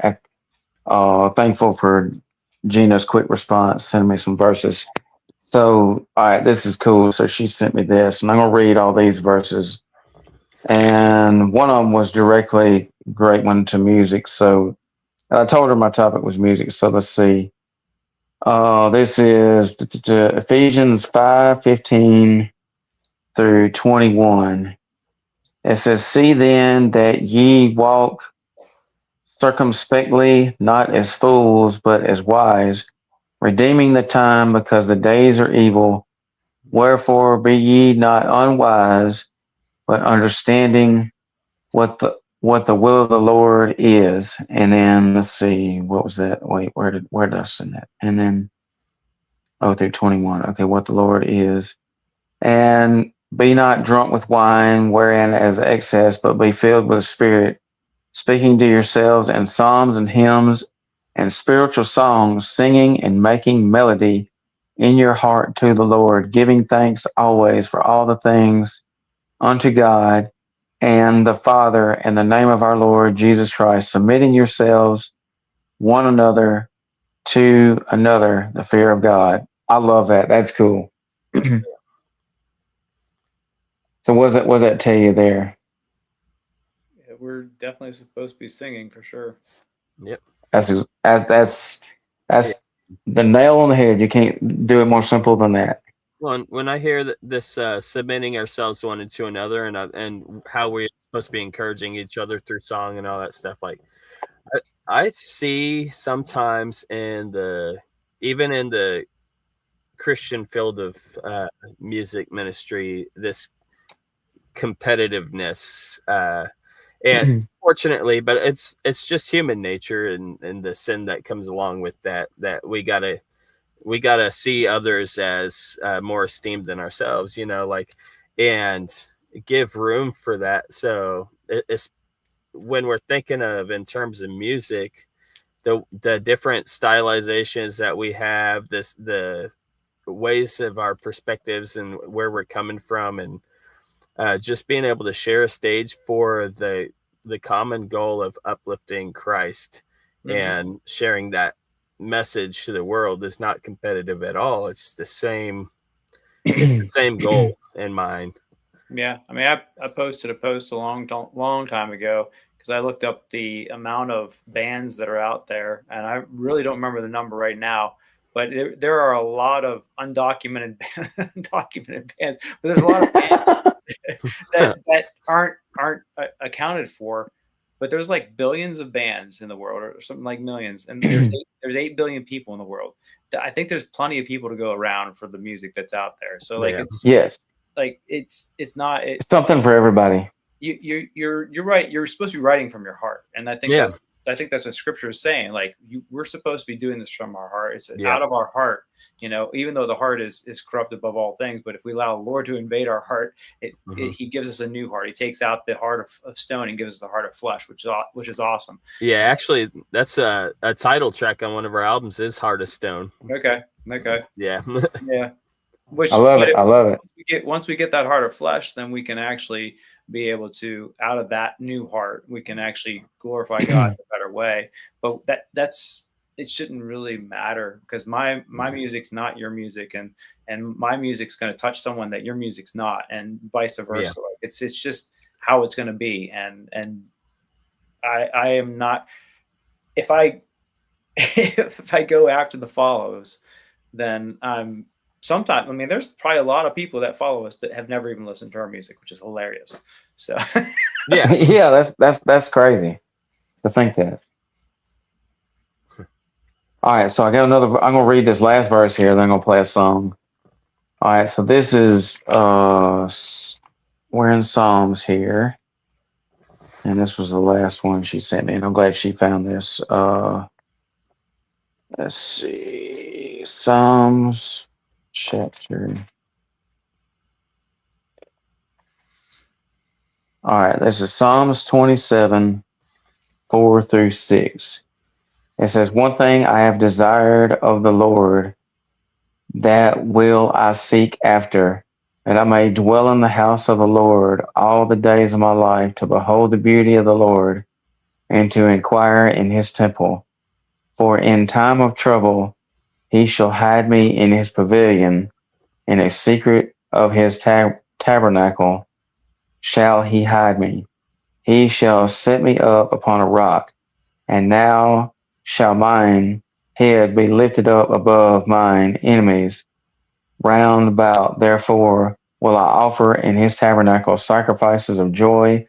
I will sing, I will sing praises unto the Lord." I love it. We are always in the presence of the Lord, and we are worshiping to an audience of one. And He knows our thoughts, He knows our ways, He knows everything we do. So, yeah, going way back to our conversation, don't write music that isn't you. Yeah, exactly. Yep. And when it kind of talked about beholding the Lord there, it reminded me of something I was discussing with some guys the other day about like this verse in 2 Corinthians 3:18. It says, "And we all with unveiled face, beholding the glory of the Lord, are being transformed into the same image of Christ, from one degree of glory to another, for this comes from the Lord who is the Spirit." And so I was thinking, like, when it comes in terms of the music, like we're hoping that through the message and just the testimony of our lives, the testimony of the music, that people can behold the Lord, and that will bring that transformative power to them. Yep. Love it. I tell you what, I had a heck of a day. Half of my day was good, and then there was a part of it where the enemy was just attacking me left and right. And I'm just gonna be real with you. I was to the point I was like, man, this is stupid. I can't deal with this. So I'm very thankful that you two brothers came on this show. Now, this has been one of the best shows I've had in quite a while. I'm actually Facebook gives you the option to download this, so I'm gonna make sure that I download this episode and have it reposted, because Bookface deletes episodes after 30 days. But thankfully, it's still on YouTube, so it's still on Cooner's YouTube and Quake Radio's YouTube. But I'm gonna make sure and save this because you guys are great. So remember in Zephaniah 3:17, when you don't feel like singing, the Lord starts singing. Oh yeah, He sings and sings over you. Yep, He sings over. Yeah. You. He will rejoice over you with singing, which is pretty awesome. So. Yeah, I love it. I love that, because like I jam music all the time, and I still listen to. And I tell you something I've got addicted to recently is, of course, I love real country music. I don't like that pop music garbage that air quote they say is country. I don't like that. But so you like bluegrass Irish music? Because that's okay. That's real country music. That's a jig. Hey, that's okay. That sounds cool. Hey, look, you turn me on to a bluegrass Irish band, and I'll listen. I don't know any, but hey, I'll listen. Hey, Jared. Yes. You ready to get your mind blown? Yes. All right. I'll tell you after what you're going to say, whatever. Okay. No, go ahead. Okay. Yeah. I was thinking God created everything out of the word of His power, right? And He created the whole universe, right? You know, the etymology, the background of the word universe is one word. One verse word, right? Yeah. We're talking about Jesus singing over us. I kind of wonder sometimes. This is my fun interpretation of the. It's kind of my chosen interpretation, is that He maybe sang us into existence. Possibly. I don't know. Oh, I like to think of that, but I don't know. Why do the birds wake up with a song? Why do the whales have their song? Like, yeah, he gave song. Right. Yeah, but that's kind of where I'm thinking. So I'm a big Alan Jackson fan, and I'm a big Scott Stapp fan. The pastor or the singer? That's pretty good, because he did mention the country singer. Their first name is spelled differently. Yeah, okay, that's good. So Alan Jackson has a song called "If Jesus Walked the World Today," and the line in the song goes, "If Jesus walked the world today, I think he'd be a common man of men and a king of many, and I think he'd drive a Chevrolet." And so it's just a cool little catchy song. But then Scott Stapp has a song It's off his solo album. I got over on this wall somewhere. Called "Jesus is a Rock Star" is the name of the song.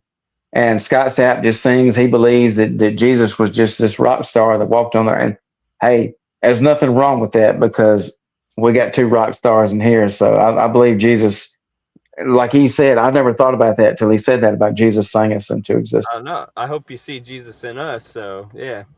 Yeah. Oh yeah. And so, all right, I'm gonna play this new song before we end the show. But this is Cope. Yeah, this is Trevor McNeven, 1,000 Foot Crutch. I think Judge and Jury may be on this song, which Judge and Jury, I thought they was a band this whole time because they collab on a lot of songs, but they actually just do producing and whatnot. So they still get listed in the song name. But if you look up Judge and Jury on Facebook, you'll see they got a big following too. But I believe everything and anything. It's ridiculous. Yes. And I do believe, if I'm not mistaken, they're on this one. But this is Saliva and 1,000 Foot Crutch, basically. Brand new song, just released maybe a month ago, 2 months ago, at that. From a cold side street where the power goes out and the cops don't speak. Backpack full of books, but his stomach stayed weak. Trying to study on an empty plate for a dream he'd never meet. His mom was gone, Beetle took her soul. Dad in prison for a crime he didn't own. Raised by a screen in a downtown. He wrote poems in a notebook to feel less alone. He used to pray at night, said, God, are you real? It stopped when the silence was all he feel. Bullies made fun of the shoes on his feet, so he learned how to fight before he learned how to read. They say toughen up, but he's cracking inside. Can't tell the difference between pain and pride. And the teachers look past like they don't exist. Just another lost kid that the system missed. Cause I'm not broke. Please help me go.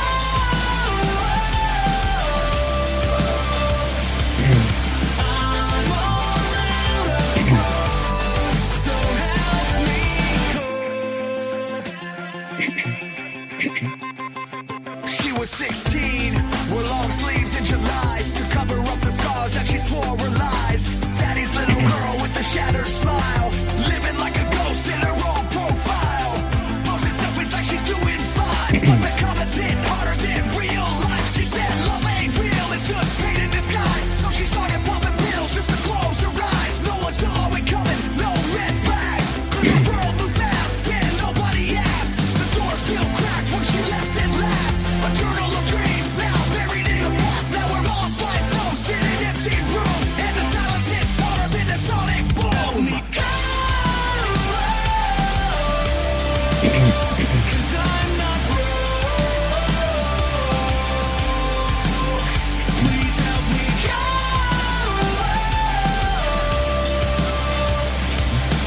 I'm all out of rope, so help me. Screaming all the way down, further than before. God, please don't let me drown. I know I've been here before, but this time I need a savior. And I hate asking for favors. I'm all out of rope. Screaming all the way down, further than before. God, please don't let me drown. I know I've been here before, but this time I need a savior. hate asking for favors. I'm all out of rope. So help me go. Cause I'm not broke. Please help me go. Don't let go.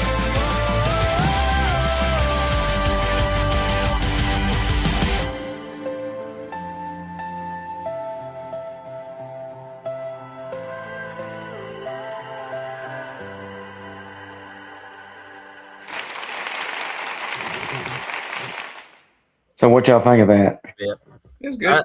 I remember hearing that one now. Yeah, Yeah. it just dropped. The video, I love watching music videos because they tell a story, and this one tells a story about what that girl went through. Like was at the end of the rope and her life was almost it. And God came in and said, "Hey, no, that's not the end." So, There's that line in there that says, well, it's the main thing, help me cope because I'm not broke, right? yeah. It reminds me of this other band I was listening to, and they had put it this way: is that remind me that I'm dust and not dirt.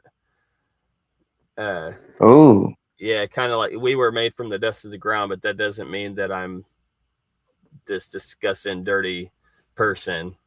I like that. That's a good way to look at it. So y'all got so we're at the end here. It's been a great show. I've thoroughly enjoyed this show. This actually helped my day get 1,000 times better because it was crap. So I appreciate that. And y'all have anybody y'all want to thank or shout out? And be sure to shout out your websites, where to buy merch, CDs. Go ahead, Jared. Mom, I love you. Like, yeah, you might not be on the show tonight because you can only support me sometimes, but yeah, I want to thank Barney the dinosaur. No, I'm just Oh, you compare my mom to Barney now? no. I'm kidding. I'd like to thank Chuck Norris for all the fun. I knew you'd like that one. That's great. I'd like hey, and they said, look, they said before the Black Eyed Peas met Chuck Norris, they were known as the Peas. Oh gosh. Okay. I have actually not heard that one. That's a good one. That is your one. That is your one for tonight. We're cutting you off. Yeah, that's it. Stop laughing. Okay, go ahead, continue. I'm sorry. I'm done shouting out. You're done shouting out. Yeah. There's too many people in my life to thank. I mean, my family and stuff like that. They stand behind me crazily, stupidly, maybe. I don't know. I definitely couldn't do it without them. But yeah, I mean, if anybody is interested, you've got the website, Mawcore.com. You can go there. You can buy merch. There's direct links to our merch provider that does a good job with stuff. All of our socials, we're on YouTube everywhere. We're the only Mawcore out there. So if you just look up Mawcore, if you look up the meaning of Mawcore, we are the meaning of Mawcore, which is messed up. So that's nothing that's cool as grits right there. Yep. Who are you So- shouting at, Jared? Same. A lot of people. Jesus, God, Chuck Norris. Let's see, my mom and dad. You guys for coming out. Oh, wait. Okay. Huge shout out to Jason Katz, the owner of Quake Radio. He come up with the name Quake Radio. I forgot to mention this. So we have 2 slogans at the radio station that deals with music. And Jason told me how he come up with the slogans, and I'm just gonna be real with you. I forgot how he come up with them, but they're cool. So one of the slogans we have on there is where music is therapy, and you'll hear some radio drops where artists shout out. And I got to give a shout out to Joshua for shouting us out. We have one called that says being a beacon of light in the darkness. And the one he did says, hello, everyone. This is Joshua from the band Mawcore. Let's see. I just butchered it. But anyways, he says, being a beacon of light in the darkness. Now turn up that volume and get ready to listen to some more great music. Like I've heard that thousands of times because I listen to the station daily at work, or I try to anyways. And I got to get Jaron to do one also. Yeah, when we put it on there. Yeah. But like, so when it says being a beacon of light in the darkness, that is so powerful because you guys are being a beacon of light in the dark. Like Erica there. Erica says, thank you for the prayers. And this music does stuff for people. I listen to music. I've got over 500 songs on my phone from Amazon Music, 300 plus CDs. That's not even counting the ones that I had ordered recently. And one day I'll have 1,000 CDs. But like, I just love music. I love the messages. Like another example is Greg Minier's band Applehead. Y'all need to listen to Applehead if you love 80s hair band, 90s rock. Applehead is your go-to. But like just music, it does something for you. And there's so much darkness and crap and garbage out there nowadays. And I would rather people listen to music with good messages versus half of that garbage that's on the radio. Because half of that stuff, just because it's got 234 million views on YouTube, doesn't mean it's good. It sounds like a dog went out there and took a dump, and it's like, oh, that's what it sounds like. It's just garbage. I'm being honest. And then the other one, music is therapy because music is therapy. So Yeah. Yep. That's cool. So I'm gonna pray us out, and I appreciate y'all coming on. This has been pretty good here. So everybody share this live. Share it with somebody who needs to hear the message. Go to mawcore.com. If you want some CDs, go to Epigon's Facebook and send Jared a message. If you want some CDs, he'll send you some. Jeff bought some CDs. You can still get the Seasons album plus the new one, Quid Espiritas. Yeah. And then go to Amazon Music and buy the new Mawcore song. Buy some CDs. Buy some merch. Y'all got T-shirts, all kind of cool stuff. Yes. Awesome. So do that. And then quakeradio.com. If you want to donate to the radio station, you can go to quakeradio.com, or there's a link scrolling at the bottom where you can donate to help this little bitty station. So I'm going to pray us out because I usually ask somebody else to pray us out, but I feel led to pray tonight. So cool. So thank you, Lord, for this awesome show. Thank you for my brothers, Jaron and Joshua there. It's been a great show. Much needed. Thank you for all the prayers. And if anybody's got any prayer requests, y'all drop them in the comments. I appreciate everybody watching, everybody sharing. What a great ministry these guys have. Thank you, Lord, for everything you've blessed each one of us with. In Jesus Christ, now I pray. Amen. Amen. Amen. So we'll see y'all cool cats later. And Chuck Norris can make a slinky go upstairs. Oh, you're past your limit. Anyways, Josh, very nice to meet you. Nice to meet you. He's gonna put me in timeout. I'm a bad boy. Yeah, you go get off this live and you go think about what you've done now. All right. See y'all guys later.